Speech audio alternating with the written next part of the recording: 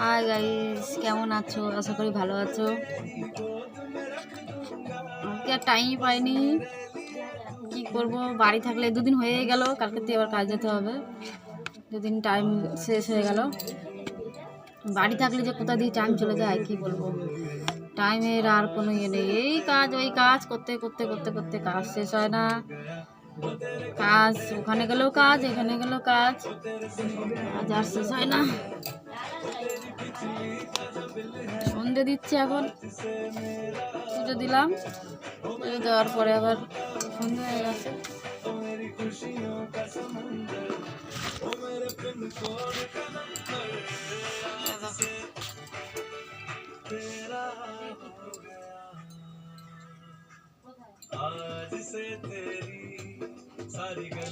এখন আগুন দেখলেই ভয় লাগে। মাসির ওই ঘটনা শোনার পরে এখন আগুনটা দেখলেই ভয় লাগে, কিন্তু কিছু করার নেই। সন্ধে তো দিতে হবে, সন্ধে না দিলে হবে না, পুজো না দিলে হবে না। পুজো সন্ধেতে তোমার আগুন ছাড়া তো কোনো কিছু না। আগুন তো পবিত্র জিনিস, আর এনাকে তো ই করা যাবে না, কিছু করার নেই।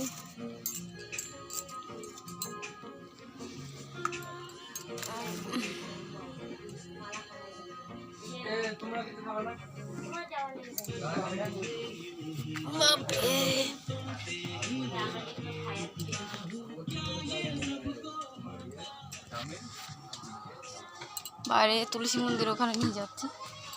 দিয়েছিলাম, নিভে গেছে।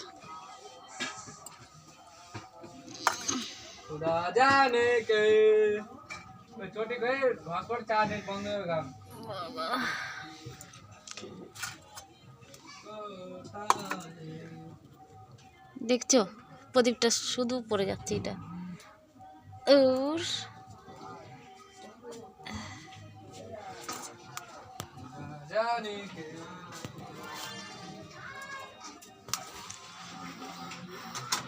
এখানে তারটা খুলতে হবে। দিনের মতন আলো বাইরে বাইরে মনে হচ্ছে দিন এখনো, কিন্তু রাত হয়ে গেছে দিনের মতন পুরো। ওই যে লাইটটা আছে ওখানে উপরে, ওই লাইটটা সন্ধ্যেটা দিয়ে নি। এখনো খাইনি, সেই সকালে খেয়েছিলাম একটু ভাত। আমাদের আবার আজকে শীতল পান্তা খেতে হয়।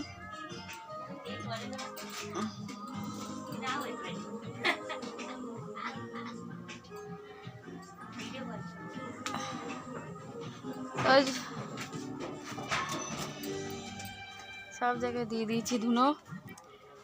এই ধুনোটা আমার খুব ভালো লাগে, কিন্তু কি করব, ধুনোটার মানে কি, সেই নারকেলের ছোবড়াগুলো যে হয় না, ওইগুলো এক এক সময় থাকে না। আবার সকালবেলা ধরো কাজে যখন যাই, তাড়াহুড়ো লাগে, তখন তাড়াহুড়ো করে হয় না, মানে পুজোটা ইয়ে করা। ওই জন্য ধুনোটা আমার খুবই ভালো লাগে। হর হর মহাদেব, শিব শম্ভু, জয় বাবা জয় বাবা জয় বাবা। বন্ধুদের সবাইকে ভালো রেখো, সবাই যেন সুস্থ থাকে, সবাই যেন ভালো থাকে। সবাইকে বাবা ভোলেনাথ সবাইকে রক্ষা করো, ভালো রাখো। জয় বড় মা, জয় ভোলে বাবা, জয় হরিচাঁদ গুরুচাঁদ গুরুদেব। সবাইকে ভালো রাখো, সবাই যেন সুস্থ থাকে, যে যেখানে আছে।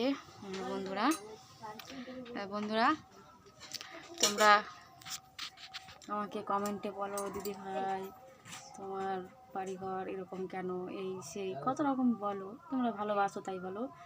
তো আজকে এরকম বাড়িঘর আছে, একদিন যদি ভগবান দেয় হবে, আর না হলে আর কি হবে, তার দয়া, সব প্রভুর ইচ্ছা।